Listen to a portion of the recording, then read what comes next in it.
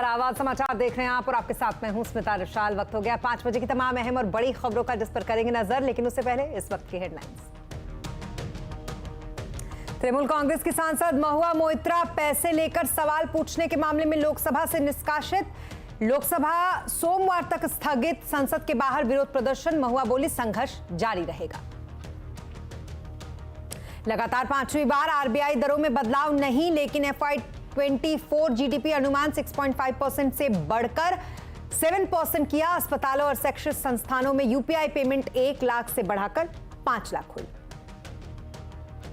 Record ऊंचाई के बाद बाजार में consolidation. Sensex, Nifty, bank Nifty record ऊंचाई पर। मिड कैप स्मॉल कैप शेयरों में मुनाफा वसूली। 21,000 पर पहुंचकर निफ्टी ने बनाया इतिहास।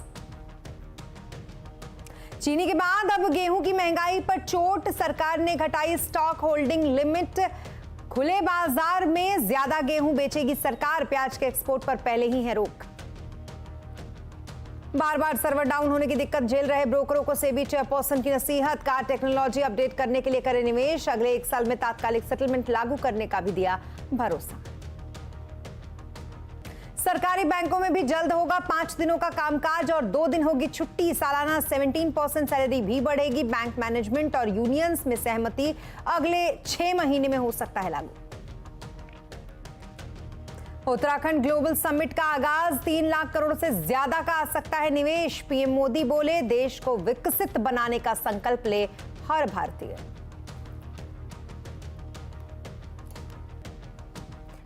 और बुलेटिन में सबसे पहले बात करेंगे महंगाई से मुकाबले के लिए सरकार के फैसलों की।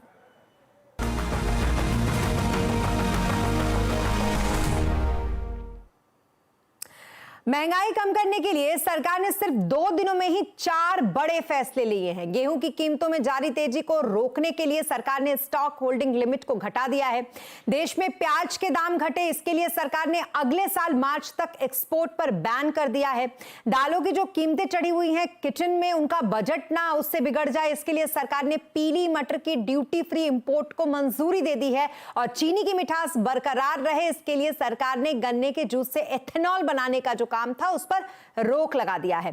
हमारे साथ इस खबर पर चर्चा करने के लिए जुड़ रहे हैं economic policy editor Laxman Roy ji और पूर्व एग्रीकल्चर सेक्रेटरी आलोक सिन्हा जी। सबसे पहले लक्ष्मण जी, आपके पास आते हुए ये बताएं जरा कि सरकार के बड़े कदम जो महंगाई कंट्रोल करने के लिए उठाए गए हैं वो क्या क्या हैं?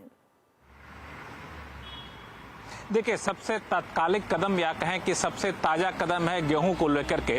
सरकार ने गेहूं पर स्टॉक होल्डिंग लिमिट की जो सीमा है उसको घटा दी है। अब यह है कि ट्रेडर और होलसेलर पहले जहां 2000 टन तक गेहूं रख सकते थे, अब सिर्फ 1000 टन तक गेहूं रखेंगे। इसी तरीके से रिटेलर के लिए 10 टन की बजाय माफ़ी चाहूँगा 10 टन की बजाय 5 टन, बड़े रिटेल चेन 10 टन की बजाय 5 टन, प्रोसेसर के लिए भी स्टॉक लिमिट की सीमा घटा दी गई है। और सिर्फ सीमा ही नहीं घटाई गई है, खुले बाजार में ओपन मार्केट सेल्स स्कीम के तहत जो गेहूं बेचा जाना है उसकी भी मात्रा सरकार ने बढ़ाने का फैसला लिया है। अब जनवरी से मार्च तक 25 लाख टन अतिरिक्त गेहूं सरकार खुले बाजार में बेचेगी। और भारत आटा जो लॉन्च हुआ था वो अब 2.5 लाख टन तक बेचने का प्रस्ताव था, अब सरकार उसे बढ़ा के 4 लाख टन तक करने का फैसला लिया है। तो ये कुछ महत्वपूर्ण प्रस्ताव है जो गेहूं को लेकर इसको मंजूरी मिली है। इससे पहले हमने देखा कि प्याज की कीमतें काबू में रहे, इसके लिए प्याज के एक्सपोर्ट पर सरकार ने पूरी तरीके से पाबंदी लगा दी। येलो पीस के इंपोर्ट ड्यूटी को कम बिल्कुल 0 कर दिया, जो पहले 50% था, ताकि उसका इंपोर्ट का रास्ता खुला रह सके। और गन्ने की चीनी की कीमत ना बढ़े, इसलिए गन्ने के रस से जो एथेनॉल बनता था उस पर भी सरकार ने अस्थायी तौर पर रोक लगा दिया। तो मुझे लगता है कि आने वाले दिनों में सरकार को आशंका थी कि शायद महंगाई बढ़ जाएगी, इन सब चीज़ों के दाम बढ़ेंगे, इसलिए सरकार ने महज 12 घंटे में ये सब सारे चार बड़े कदम उठाए हैं, जबकि कोई तत्काल चुनाव ही नहीं था। खास बात ये जी। इसके अलावा अगर आप देखें तो एथेनॉल को लेकर जो आज सरकार ने कहा है, क्या कहीं थोड़ी राहत देने की कोशिश की है क्या उन्होंने इससे? देखिए, एथेनॉल को लेकर सरकार ने जो कहा है वो दरअसल ये साफ कर दिया है कि एथेनॉल को लेकर जो फैसला लिया गया है कि गन्ने के रस से एथेनॉल ना बने, वो किसान, आम कंज्यूमर, उनको हित में रख देखते हुए लिया गया है।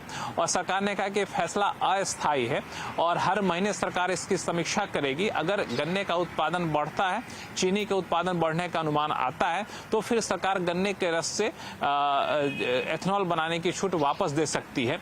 लेकिन इस बीच सरकार ने एक और महत्वपूर्ण बात कही है, वो ये कि मक्के से एथेनॉल बनाया जाए, इसको सरकार प्रोत्साहित करेगी। इसके लिए खास स्कीम को मंजूरी मिल गई है। उसके तहत नेफेड और एनसीसीएफ खुले बाजार से जो मक्का खरीदेंगे, उसके ऊपर जो भी खर्च आएगा, उसकी ढुलाई, प्रोसेसिंग या फिर पैकेजिंग, वो अतिरिक्त खर्च जो है सरकार सब्सिडी के तौर पर वहन करेगी, ताकि एथेनॉल प्लांट को सस्ते में मक्का मिल सके, ताकि मक्के से बनने वाला एथेनॉल भी सस्ता हो। तो ये एक कोशिश है एक तरीके से बताने की कि सरकार किस तरीके से अलग अलग स्टेक होल्डर के हितों का ध्यान रख रही है। और चीनी इंडस्ट्री, एथेनॉल प्लांट वाले जो पिछले 12 घंटे से काफ़ी ज़्यादा निराश थे, तो उनको एक तरह से उम्मीद की किरण जगाने की कोशिश है। हमारे साथ पूर्व एग्रीकल्चर सेक्रेटरी और पूर्व एफसीआई चेयरमैन आलोक सिन्हा भी इस वक्त जुड़ गए हैं। तो आलोक जी, महंगाई को लेकर सरकार जिस तरीके से बड़े बड़े और कड़े कदम उठा रही है, आप इस पर क्या कहेंगे और क्या और कुछ कड़े फैसले की जरूरत है क्या?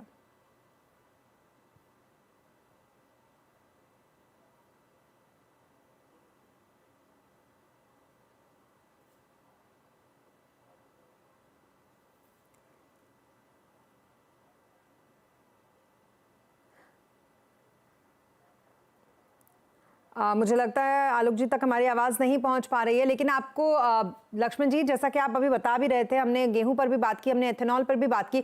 आपको लगता है क्या कि फ्यूचर में कुछ और ऐसे फैसलों की ज़रूरत है, जिस तरीके से सरकार बहुत एग्रेसिव होकर फैसले ले रही है?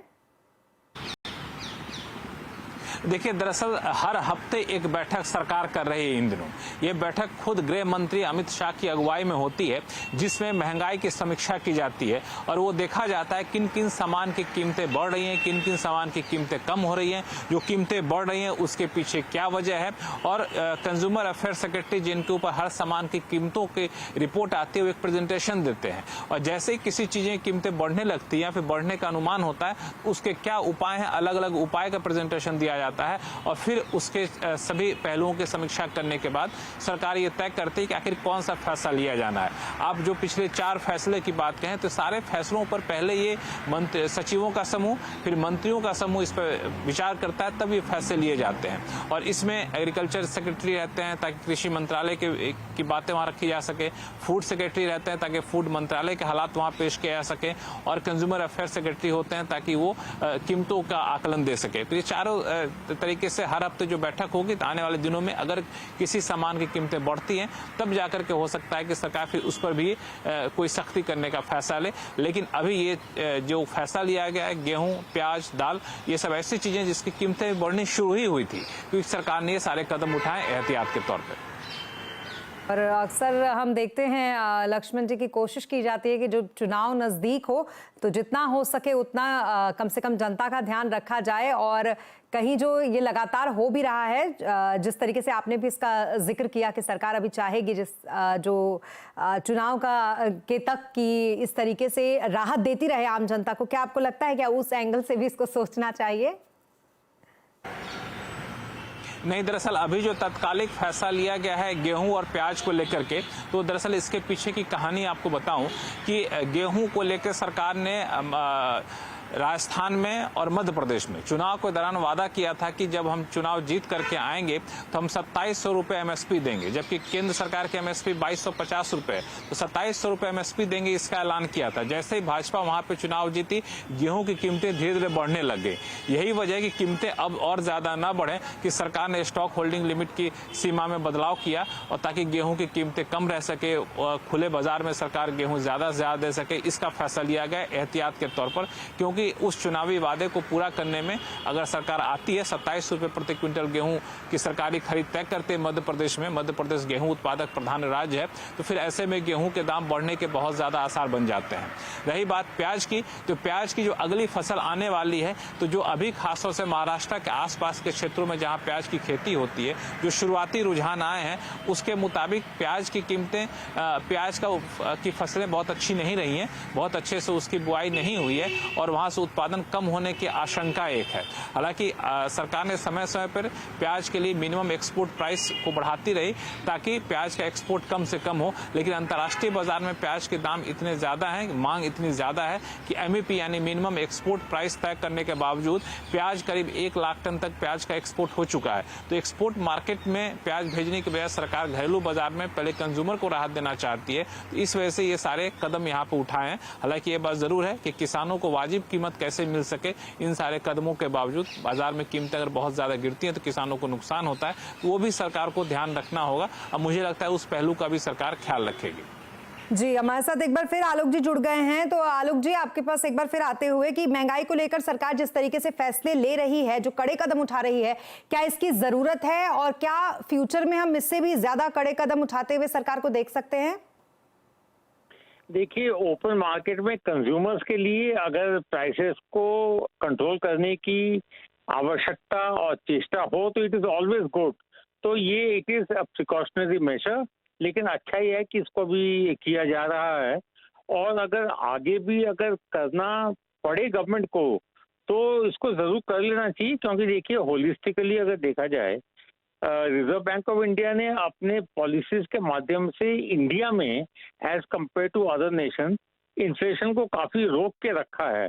नाउ उस वजह से उनको भी चिंता हो रही है कि चीनी की कीमत अचानक बढ़ रही है, तो जितने भी एडिबल कमोडिटीज है जो कंज्यूमर को चाहिए उसके प्राइसेस में कंट्रोल करने के लिए गवर्नमेंट जो टाइटन अप कर रही है मार्केट को as a precautionary measure, I support it fully.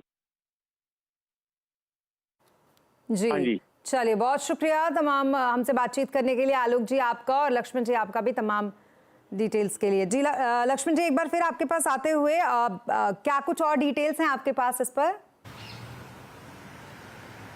नहीं, मैं आलोक सिन्हा जी से एक सवाल पूछना चाह रहा था, अगर समय हो तो हम लोग बात को आगे चर्चा जारी रखें या फिर हम लोग कर सकते हैं। जी लक्ष्मण जी पूछिए। जी, मेरा एक सवाल छोटा सवाल ये है आलोक सिन्हा जी कि ये जो कदम उठाए गए हैं गेहूं को लेकर, खास तौर से ज्यादा गेहूं खुले बाजार में बेचने के लिए, गेहूं का स्टॉक धीरे धीरे कम होता जा रहा है, तो ये कितना सही कदम होगा? क्योंकि आने वाले दिनों में गेहूं की किल्लत होती है तो इम्पोर्ट करने की नौबत भी आ सकती है।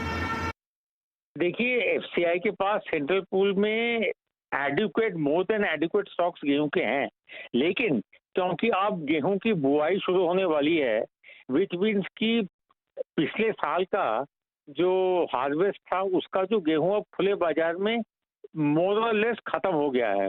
तो इसलिए अगर गवर्नमेंट इसको ओपन मार्केट में ज्यादा लिक्विडिटी ऑफ व्हीट अवेलेबिलिटी कर रही है, it is a good thing. इसमें होलिस्टिकली स्पीकिंग एफसीआई के सेंट्रल पूल में कोई एडवर्स इम्पैक्ट नहीं होगा। एफसीआई के पास काफी मात्रा में अभी व्हीट है, और ये और नया व्हीट अप्रैल से आना शुरू होगा, तब तक का सिचुएशन ये कंट्रोल कर लेगी, कोप कर लेगी। जी हाँ जी, चलिए, बहुत शुक्रिया तमाम बातचीत करने के लिए आलोक जी आपका भी, और तमाम डिटेल्स के लिए आपका भी लक्ष्मण जी। और अब बात करेंगे बाजार की, जहां जो हफ्ते के आखिरी दिन निफ्टी ने 21,000 की रिकॉर्ड ऊंचाई छुआ है। इसी के साथ सेंसेक्स निफ्टी बैंक रिकॉर्ड ऊंचाई पर बंद हुए हैं। सेंसेक्स की अगर बात करें तो 304 अंक चढ़कर ये 69,826 पर बंद हुआ, तो वही निफ्टी 68 अंक चढ़कर 20,969 पर बंद हुआ। सबसे ज्यादा खरीदारी आईटी, बैंकिंग, रियलिटी शेयरों में रही, तो एफएमसीजी, एनर्जी और फार्मा इंडेक्स आज गिरकर बंद हुए। बाजार में पिछले कुछ दिनों से तेजी बनी हुई है। क्या बाजार में बुल रन की शुरुआत हो चुकी है? आज आवाज अड्डा में इसी पर करेंगे बड़ी चर्चा, शाम 7:57 पर। का स्वागत है। अब बात करेंगे उत्तराखंड की, जहां पर इन्वेस्टर समिट 2023 की शुरुआत हो गई है। आज प्रधानमंत्री मोदी ने देहरादून के वन अनुसंधान संस्थान में उत्तराखंड ग्लोबल इन्वेस्टर समिट की शुरुआत की। 2 दिन तक चलने वाले इस समिट में कई देशों के राजदूत और बड़े उद्योगपति शामिल हुए। इसके अलावा अभी इस सम्मेलन में देश दुनिया के लगभग 5000 से ज्यादा निवेशक और प्रतिनिधि शामिल होंगे। उत्तराखंड राज्य के अलग अलग सेक्टर में निवेश के लिए लगभग 3 लाख करोड़ तक के एमओयूज पर हस्ताक्षर हो चुके हैं। तो वहीं प्रधानमंत्री मोदी ने इस समिट को संबोधित करते हुए कहा कि अगर भारत को विकसित देश बनाना है तो सबको साथ मिलकर काम करने की जरूरत है। आज भारत और भारतीयों को दुनिया जिस उम्मीद और सम्मान से देख रही है, हर भारतीय एक दायित्व के रूप में इसे ले रहा है। हर देशवासी को लगता है कि विकसित भारत का निर्माण उसकी अपनी जिम्मेदारी है, हर देशवासी की जिम्मेदारी है। इसी आत्मविश्वास का परिणाम है भारत इतनी तेजी से विकसित हो रहा है। और इस इन्वेस्टर समिट में सीएम पुष्कर सिंह धामी ने जो इन्वेस्टमेंट आया है उत्तराखंड में, उसको लेकर क्या कुछ कहा, ये भी आपको सुनवाते हैं। हमने ग्लोबल इन्वेस्टर समिट में जब हम ये शुरू कर रहे थे तो 2.5 लाख करोड़ रुपए का निवेशकों के साथ करार का लक्ष्य रखा था। मुझे आपको बताते हुए खुशी हो रही है कि हमने इस लक्ष्य से अधिक निवेश के प्रस्तावों पर अभी तक हस्ताक्षर किए जा चुके हैं। और यह बताते हुए भी मुझे अत्यंत हर्ष का अनुभव हो रहा है कि इस बार हमने पहले से ही इनको धरातल पर उतारने के लिए भी लगातार प्रयास किया है। उसका परिणाम हुआ है कि 44,000 करोड़ रुपए का अभी तक निवेश धरातल पर उतार दिया गया है। और इसी के साथ इस बुलेटिन में फिलहाल इतना ही, लेकिन खबरों पर लगातार अपडेट के लिए आप बने रहें CNBC आवाज के साथ।